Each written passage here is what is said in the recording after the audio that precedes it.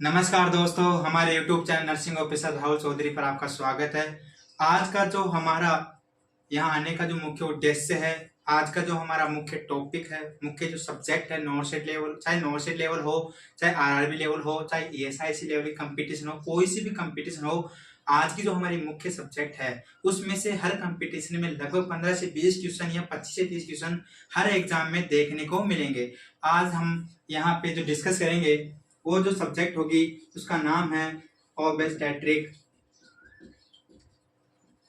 And gynaecology. इस subject के बारे में आज हम डिस्कस करेंगे। इसके इम्पोर्टेंट एमसीक्यू जो होंगे वो आज हम डिस्कस करेंगे। लगभग 100 के आसपास एमसीक्यू हैं जो हम आज डिस्कस करेंगे। तो हम जो सब्जेक्ट है हमारी ओबीजी, उसमें सबसे पहला क्वेश्चन की ओर चलते हैं। ज़्यादा टाइम खराब नहीं करते हैं क्योंकि टाइम इंपॉर्टेंट है सभी के लिए।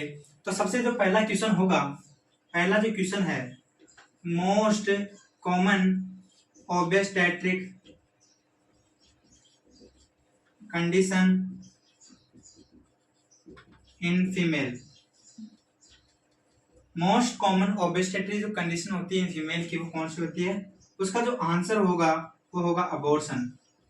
अबॉर्शन अबॉर्शन अबॉर्शन या तो अबॉर्शन आएगा या फिर अबॉर्शन ना लिखा हुआ आए ऑप्शन में, तो वहां पे ऑप्शन में आ सकता है मिसकैरेज अबॉर्शन। मिसकैरेज अबॉर्शन, यह पहला क्वेश्चन हो गया। दूसरे क्वेश्चन की तरफ चलते हैं। हमारा मोस्ट कॉमन गायनेकोलॉजिकल कंडीशन कौन सी होती है? दूसरा जो क्वेश्चन है, most common gynaecological condition in female. Most common gynaecological condition in female कौन सी आएगी बच्चों? Dysmenorrhoea.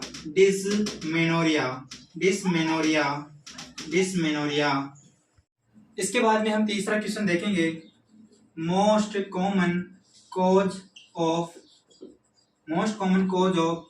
क्रिप्टोमिनोरिया। Most common cause of cryptomenorrhoea, तो इसका आंसर होगा इम्परफोरेटेड हाइमन। ये इसका आंसर होगा। ये क्या होते हैं हम जब क्लास लेंगे। आज का जो हमारा सेशन है ओनली इम्पोर्टेंट एमसीक्यू बताने का सेशन है। इन टॉपिकों को हम डिस्कस करेंगे अगले वीडियो में। कि इसके बाद में हमारा जो नेक्स्ट क्वेश्चन है, मोस्ट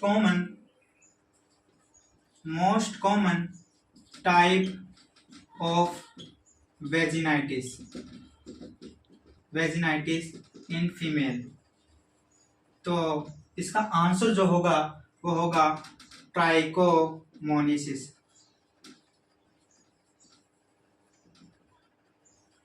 हम जो हमारे यहाँ पे डिस्कस कर रहे हैं वो इम्पोर्टेंट क्वेश्चन डिस्कस कर रहे हैं, इम्पोर्टेंट एमसीक्यू। इन्हीं में से आएंगे ओबीजी में जो हम आज के डिस्कस कर रहे हैं। वो देखना, आप कोई सी वैकेंसी हो यहाँ से क्वेश्चन जरूर मिलेंगे। ये सेशन बहुत वेरी वेरी इंपॉर्टेंट है। इसके बाद में हम नेक्स्ट क्वेश्चन देखेंगे। नेक्स्ट क्वेश्चन होगा जो मैंने पहले क्वेश्चन बताया था कि most common type of vaginitis in female, वो नॉर्मल फीमेल की थी ट्राइकोमोनिसिस। उसका आंसर ये होगा। इसके बाद में यदि इसी क्वेश्चन को मॉडिफाई कर दे और क्वेश्चन पूछ ले most common type of vaginitis in pregnant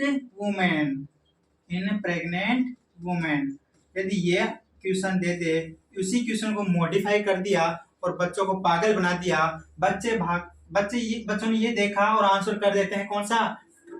ट्राइकोमोनिसिस। जबकि इसका आंसर ये नहीं जाएगा क्योंकि इसने एग्जामिनर ने प्रेग्नेंट वुमेन आगे दिया हुआ है, तो इसका आंसर फिर चेंज हो जाएगा। इसका आंसर होगा कैंडिडियासिस। इसका आंसर होगा कैंडिडियासिस। बच्चों, इसी क्वेश्चन को एक प्रकार से फिर से मॉडिफाई कर सकता है और आपको पूछ सकता है most common type of vaginitis in pregnant women, ना पूछ के, और ये चेंज कर देगा और पूछ लेगा क्या? देखते हैं जो अगला अपना छठा क्वेश्चन होगा वो क्या होगा। उसी क्वेश्चन को वापस से मॉडिफाई करके पूछेगा most common type of vaginitis, most common type of vaginitis in GDM female. उसी क्वेश्चन को मॉडिफाई कर दिया और यहाँ पे दे दिया GDM फीमेल, तो इसका आंसर क्या चला जाएगा? इसका आंसर सेम रहेगा, इसी का आंसर होगा कैंडिडियासिस। बच्चों वहां पे कैंडिडियासिस वेजिनाइटिस ना देके वो इसका दूसरा नाम भी दे सकता है। कैंडिडियासिस वेजिनाइटिस का दूसरा नाम क्या होता है? इसको मोनियोलिसिस के नाम से भी जाना जाता है। तो ये आपको ये दूसरा नाम भी ध्यान रखना है, मोनियोलिसिस को दूसरे नाम से जाना जाता है। इसके बाद में जो अपना अगला क्वेश्चन होगा वो होगा question number 7, most common complication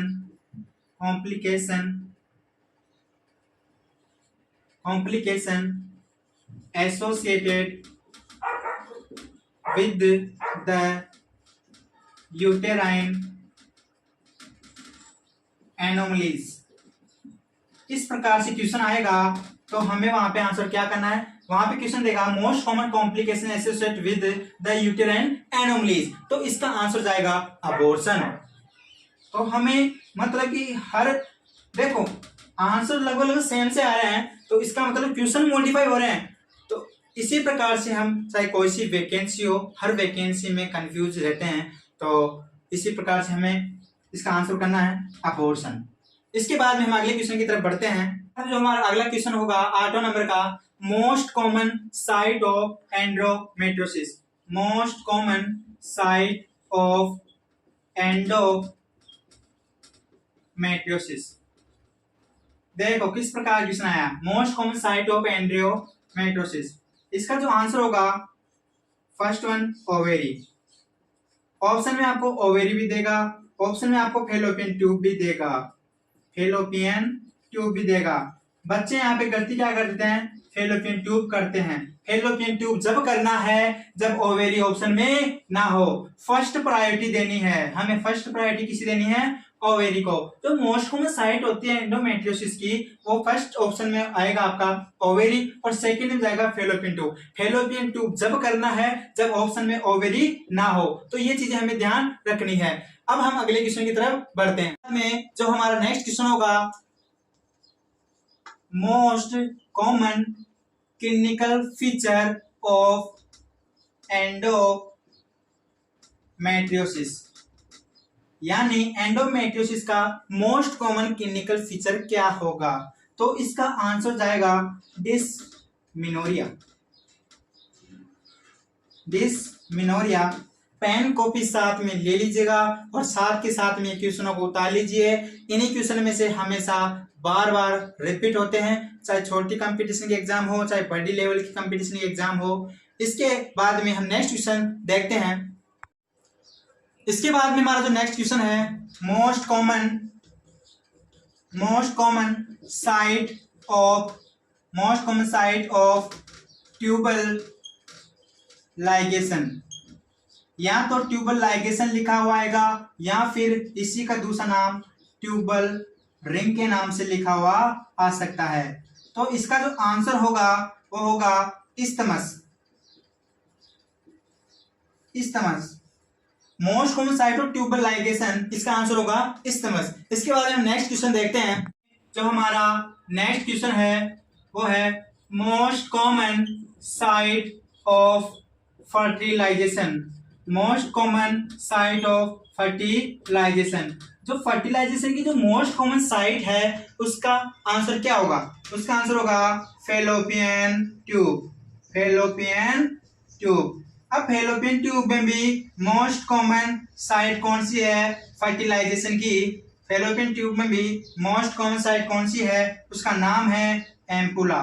देखो आप क्वेश्चन किस तरह से पूछेगा, most common site of fertilization देख के या तो फेलोपियन ट्यूब पहुंच सकता है आंसर में। यदि फेलोपियन ट्यूब ना हो और ऑप्शन में एम्पुला लिखा हुआ हो तो वहां पे आंसर जाएगा एम्पुला। इसके बाद में हम नेक्स्ट क्वेश्चन देखते हैं। Most common site of ectopic pregnancy. Most common site of ectopic pregnancy. तो इसका जो आंसर होगा वो होगा फेलोपियन ट्यूब। इसका भी आंसर क्या होगा? Fallopian tube. Most common site of ectopic pregnancy, इसका आंसर है फैलोपियन ट्यूब। इसमें भी जो फर्स्ट प्रायोरिटी यदि फैलोपियन ट्यूब ना देखे तो वहां पे ऑप्शन में आएगा एम्पुला, तो वहां पे हमें एम्पुला करना है। इसके बाद हम नेक्स्ट क्वेश्चन की तरफ बढ़ते हैं। बाद में हम नेक्स्ट क्वेश्चन की तरफ बढ़ते हैं। Most common dangerous site of ectopic pregnancy in fallopian tube में। देखो फैलोपियन ट्यूब में भी मोस्ट कॉमन जो डेंजरस साइट होती है उसी क्वेश्चन को मॉडिफाई कर दिया गया और यहाँ पे पूछ रहा है कि most common dangerous site of ectopic pregnancy in fallopian tube. तो यहाँ पे आंसर चेंज हो जाएगा, यहाँ पे आंसर एम्पुला ना आके फिर इसका आंसर होगा इस्थमस। मैं आपको यहाँ से हर प्रकार के क्वेश्चन कहाँ से मॉडिफाई हो रहे हैं ये हर चीज बता रहा हूं, तो आप इन चीजों को एक पेन कॉपी लेके साथ साथ लिखते जाइएगा। इसके बाद हम नेक्स्ट क्वेश्चन की तरफ बढ़ते हैं। हमें हमारा जो अगला क्वेश्चन है इसी क्वेश्चन को मॉडिफाई करके पूछेगा कि most common rupture site of ectopic pregnancy in fallopian tube में। फैलोपियन ट्यूब में मोस्ट कॉमन रप्चर साइट कौन सी होती है ये क्वेश्चन पूछेगा, उसी क्वेश्चन को मॉडिफाई कर दिया और इसका भी आंसर क्या जाएगा? इस्थमस।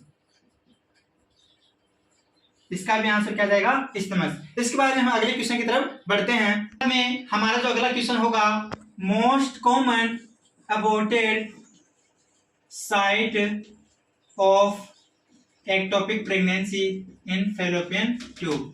मतलब कि उसी क्वेश्चन को मॉडिफाई कर दिया, अब की बार आंसर चेंज हो जाएगा। यहाँ पे उसने पूछा most common aborted site of ectopic pregnancy in fallopian tube, तो यहाँ पे आंसर जाएगा एम्पुला। तो यहाँ पे आंसर जाएगा एम्पुला। इसके बाद में हम नेक्स्ट क्वेश्चन की तरफ बढ़ते हैं। बाद में हम अगले क्वेश्चन की तरफ बढ़ते हैं। Number 18 largest part of fallopian tube. Largest part होता है फैलोपियन ट्यूब का वो होता है एम्पुला, और जो स्मॉलेस्ट पार्ट होता है फैलोपियन ट्यूब का, स्मॉलेस्ट पार्ट होता है स्मॉलेस्ट जो पार्ट होता है ऑफ फैलोपियन ट्यूब का वो होता है आपका इंटरस्टिशियल। स्मॉलेस्ट पार्ट कौन सा होता है? इंटरस्टिशियल। एंड लार्जेस्ट पार्ट होता है फैलोपियन ट्यूब का एम्पुला। इसके बाद में हम अगले क्वेश्चन की तरफ बढ़ते हैं। क्वेश्चन पूछ सकता है narrowest part of fallopian tube, यानी नैरोवेस्ट पार्ट कौन सा होता है फैलोपियन ट्यूब का, तो उसका आंसर जाएगा इंटरस्टिशियल। वहां पे यदि ऑप्शन में इंटरस्टिशियल ना दे रखा हो और इस्थमस दे रखा हो, सुनना मेरी बात, यदि ऑप्शन में दोनों दे रखा है तो आपको आंसर करना है इंटरस्टिशियल। यदि ऑप्शन में इंटरस्टिशियल ना दे रखा हो तो फिर आपको आंसर करना है इस्थमस। इसके बाद में अगले क्वेश्चन की तरफ बढ़ते हैं। हम अगले क्वेश्चन की तरफ बढ़ते हैं। जो अगला क्वेश्चन है वो पूछ सकता है आपको कि final shape part of fallopian tube. जो फाइनल शेप जो पार्ट होता है फैलोपियन ट्यूब का वो कौन सा होता है? वो होता है इनफंडीबुलम। और इनफंडीबुलम के बाद में यदि इसके बाद में अगला क्वेश्चन इसी क्वेश्चन को कैसे मॉडिफाई कर सकता है और आपको पूछ सकता है कि widest part of fallopian tube, यानी फैलोपियन ट्यूब का सबसे चौड़ा पार्ट कौन सा होता है, तो उसका आंसर भी क्या होगा? इनफंडीबुलम। इसके बाद में अगले क्वेश्चन की तरफ बढ़ते हैं। बाद में हम अगले क्वेश्चन की तरफ बढ़ते हैं। Thickest part of fallopian tube, जो सबसे मोटा पार्ट होता है फैलोपियन ट्यूब का वो कौन सा होता है? इंटरस्टिशियल। जो सबसे थिकेस्ट पार्ट होता है फैलोपियन ट्यूब का वो होता है कौन सा? इंटरस्टिशियल। और सबसे पतला पार्ट कौन सा होता है? सबसे पतला पार्ट यानी thinnest part of fallopian tube. जो सबसे पतला पार्ट कौन सा होता है? सबसे जो पतला पार्ट होता है वो होता है इस्थमस, और सबसे मोटा जो पार्ट होता है कौन सा? फैलोपियन ट्यूब का इंटरस्टिशियल। इसके बाद में हम अगले क्वेश्चन की तरफ बढ़ते हैं। उस अगला क्वेश्चन जो होगा हमारा कि functional unit of breast. Breast की जो फंक्शन यूनिट होती है वो कौन सी होती है? ये क्वेश्चन सीएचओ में कई बार पूछा गया है कि function unit of breast, breast की फंक्शनल यूनिट कौन सी होती है? तो उसका आंसर होगा एसिनी सेल्स, एसिनी सेल्स। इसके बाद में हम अगला क्वेश्चन देखते हैं। हमारा जो अगला क्वेश्चन होगा वो सबसे इंपॉर्टेंट क्वेश्चन होगा। और पूछेगा कैसे? आपको क्वेश्चन पूछेगा which hormone responsible for the galactokinesis। कौन सा हार्मोन है जो गैलेक्टोकाइनेसिस प्रोसेस के लिए रेस्पॉन्सिबल होता है? तो उस हार्मोन का नाम होगा ऑक्सीटोसिन। इसी क्वेश्चन को कैसे और प्रकार से मॉडिफाई कर सकता है, और हम यहाँ पे इसको चेंज कर देते हैं। इसी क्वेश्चन को कैसे पूछेगा? विच hormone responsible for milk ejaculation. कौन सा हार्मोन मिल्क इजाकुलेशन के लिए रेस्पॉन्सिबल होता है? तो उसका आंसर भी ऑक्सीटोसिन ही होगा। इसी क्वेश्चन को एक प्रकार से और मॉडिफाई कर सकता है और पूछ सकता है कि कौन सा हार्मोन रेस्पॉन्सिबल होता है इन्वोल्यूशन ऑफ यूट्रस के लिए। इन्वोल्यूशन ऑफ यूट्रस के लिए कि इन्वोल्यूशन ऑफ यूट्रस के लिए कौन सा हार्मोन रेस्पॉन्सिबल होता है? तो उसका आंसर भी क्या जाएगा? तो उसका आंसर भी ऑक्सीटोसिन ही जाएगा। इसके बाद में हम अगले क्वेश्चन की तरफ बढ़ते हैं। अब देखना बच्चे कहां पे गलती करते हैं। क्वेश्चन को पूछेगा कि विच hormone responsible for milk synthesis. अब यहाँ पे उसने मिल्क इजाकुलेशन नहीं दे रखा, उसने दे दिया मिल्क सिंथेसिस के लिए कौन सा हार्मोन रेस्पॉन्सिबल होता है। तो फिर आंसर हो जाएगा प्रोलैक्टिन हार्मोन। इसको शॉर्ट में हम पीआरएल लिख सकते हैं।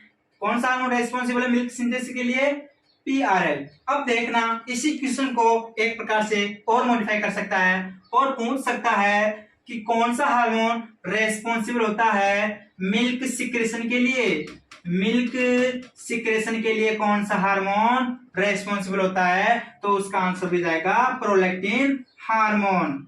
इसी क्वेश्चन को और प्रकार से मॉडिफाई करके पूछ सकता है कि कौन सा हार्मोन रेस्पॉन्सिबल है लैक्टोजेनेसिस प्रोसेस के लिए। विच हार्मोन रेस्पॉन्सिबल फॉर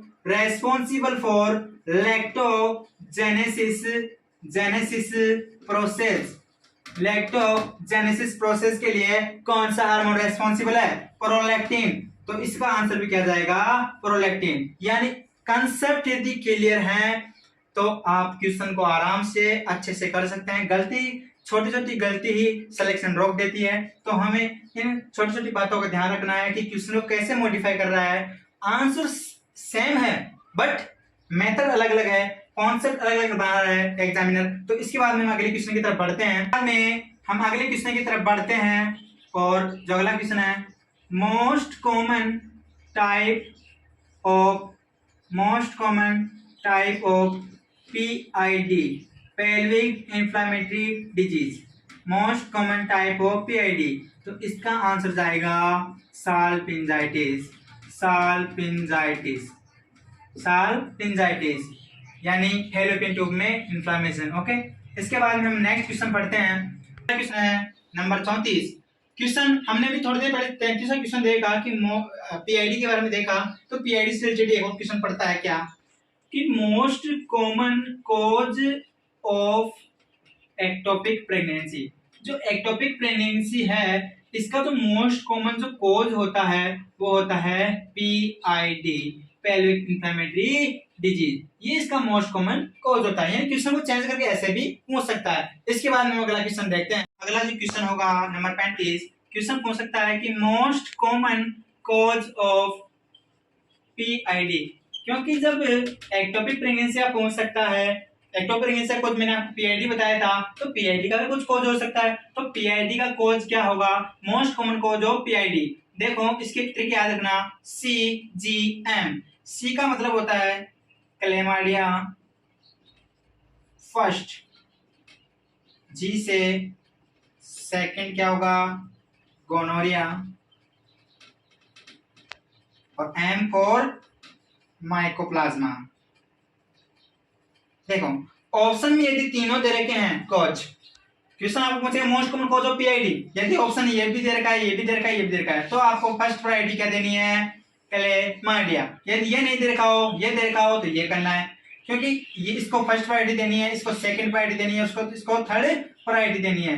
तो इस प्रकार से मैं ये कंसेप्ट याद रखना है। इसके बाद में हम अगले क्वेश्चन की तरफ बढ़ते हैं। हम अगले क्वेश्चन की तरफ बढ़ते हैं। Most common cause of PID कब बताना है? क्वेश्चन को देखो किस प्रकार से मॉडिफाई कर रहा है। Most common cause of PID after menopause. ये लो क्वेश्चन को चेंज कर दिया। बच्चों के दिमाग में जा रहा CGM, एक ही आंसर जा रहा CGM, जबकि यहाँ पे उसने मॉडिफाई कर दिया और पूछा है आफ्टर मेनोपॉज, तो फिर इसका आंसर चेंज हो जाएगा। तो इसका आंसर जाएगा E. कोलाई। कौन सा कोलाई? E. कोलाई। इसके बाद में हम अगले क्वेश्चन की तरफ बढ़ते हैं। हमारा अगला क्वेश्चन होगा नंबर 37। क्वेश्चन पूछ सकता है most common clinical feature of PID, pelvic inflammatory disease. तो यहाँ पे आपको प्रायोरिटी बेस पूछ सकता है, किसी प्रकार से पूछ सकता है। मैं बताता हूँ कैसे। देखो फर्स्ट प्रायोरिटी पे क्या होगा? बाइलेटरल। यदि ऑप्शन बाइलेटरल लिखा होगा तो आंसर ये जाएगा। इसी को चेंज कर देगा, बाइलेटरल की जगह डल नेचर भी लिख सकता है, और डल नेचर ना दे रखा हो तो इसकी जगह क्या दे सकता है? Lower abdominal pain, lower abdominal pain. ये मोस्ट सबसे बेस्ट आंसर जाएगा इसका प्रायोरिटी के अकॉर्डिंग। फिर इसके बाद में दूसरा जो सेकंड प्रायोरिटी पे यदि ऑप्शन ये ना दे रखे, ये भी ना दे, ये भी ना दे, तो फिर क्या दे सकता है ऑप्शन में? Abdominal tenderness, abdominal tenderness. यदि ये भी ऑप्शन में ना दे, यदि ऑप्शन में ये भी क्लिनिकल फीचर ये नहीं दे, तो फिर क्या दे सकता है? तो फिर थर्ड प्रायोरिटी पे जो बनता है वो बनता है कौन सा? Fornax tenderness. यदि ये भी ऑप्शन में ना दे, यदि ये भी ऑप्शन ना दे, तो फिर ऑप्शन में देगा प्रोलेंट डिस्चार्ज, प्रोलेंट डिस्चार्ज। तो क्वेश्चन किसी भी प्रकार से बना सकता है, किसी प्रकार से मॉडिफाई कर सकता है। नॉन सेट में इसी प्रकार से क्वेश्चन पूछेगा, लगभग 60 क्वेश्चन बिल्कुल सिंगल लाइनर, बिल्कुल डबल लाइन के इसी प्रकार से देगा। बस उसको आपको कॉन्सेप्ट पता होना चाहिए। इसके बाद में हम अगले क्वेश्चन की तरफ बढ़ते हैं। 38 की तरफ हम बढ़ते हैं। Most common complication of PID, pelvic inflammatory disease के। देखो मैंने खूब सारे क्वेश्चन करवाए आपको। मोस्ट कॉमन कॉम्प्लिकेशन किसके? PID के। तो यहाँ पे फिर आंसर जाएगा abscess formation, abscess formation, abscess formation इसका आंसर। Most common complication PID abscess formation. इसके बारे में हम अगला क्वेश्चन डिस्कस करेंगे। बाद में हम अगला क्वेश्चन डिस्कस करेंगे कि मोस्ट कॉमन कैंसर कौन सा होता है? मोस्ट कॉमन कैंसर कौन सा होता है? Breast cancer. देखो ऑप्शन में आपको ब्रेस्ट भी देगा, वेजाइनल कैंसर भी देगा, सर्वाइकल कैंसर भी देगा। फर्स्ट मोस्ट कॉमन जो कैंसर होगा वो होगा ब्रेस्ट कैंसर, और जो सेकंड मोस्ट कॉमन जो कैंसर होगा वो होगा सर्वाइकल कैंसर, सर्वाइकल कैंसर। इसके बाद में हम अगला क्वेश्चन डिस्कस करते हैं। हम अगला क्वेश्चन डिस्कस करते हैं, क्वेश्चन नंबर 40 कि मोस्ट कॉमन कैंसर कौन सा कैंसर है जिसके कारण फीमेल की क्या होती है? डेथ। मोस्ट कॉमन कैंसर जिसके कारण फीमेल की डेथ होती है, कौन सा मोस्ट कॉमन कैंसर है जिसके कारण फीमेल की डेथ होती है।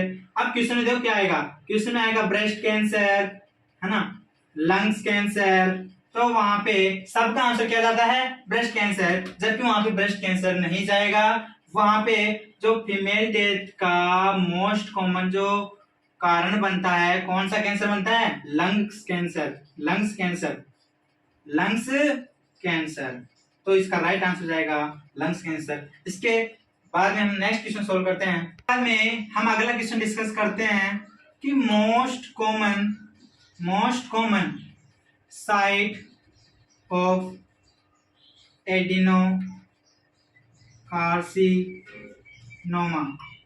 Most common site of adenocarcinoma, तो इसका आंसर जाएगा एंडोसर्विक्स। ये क्वेश्चन सीएचओ में पूछा गया है लगभग 2 बार, तो ये इंपॉर्टेंट क्वेश्चन है, ये भी इंपॉर्टेंट क्वेश्चन है, वेरी वेरी इंपॉर्टेंट। हम जो आज के सेशन में जो क्वेश्चन अटेंड कर रहे हैं, क्वेश्चन सोल्व कर रहे हैं, वो वेरी वेरी इंपॉर्टेंट है। इसके बाद में हम अगला क्वेश्चन देखते हैं। बाद में हम अगला क्वेश्चन सोल्व करते हैं, क्वेश्चन नंबर 42 कि most common type of carcinoma, carcinoma का जो मोस्ट कॉमन टाइप होता है वो कौन सा होता है, squamous cell of carcinoma, squamous cell of carcinoma. इसके बाद में हम अगला क्वेश्चन देखते हैं। तो आज लगभग हमने 42 क्वेश्चन सोल्व किए हैं। आज का जो हमारा वीडियो है बहुत काफी बड़ा हो चुका है, तो हम जितने भी और क्वेश्चन बच गए हैं उनको अगली क्लास में जल्द देखेंगे, ताकि 9 सेट से पहले या अदर जो भी कंपटीशन है उनमें हम क्वेश्चन को गलत ना करें, क्योंकि ओबीजी एक सबसे इजी सब्जेक्ट है, लेकिन उसके कॉन्सेप्ट समझना हमारे लिए बहुत ही अच्छा स्वाभाविक होगा, ताकि हम क्वेश्चन गलत ना करें, क्योंकि छोटे छोटे क्वेश्चन ही हमारा सिलेक्शन रोक देते हैं। तो हमारे चैनल को ऐसे ही सपोर्ट बनाए रखिएगा, और हमारे चैनल पे जुड़े रहने के लिए धन्यवाद। जय हिंद, जय भारत।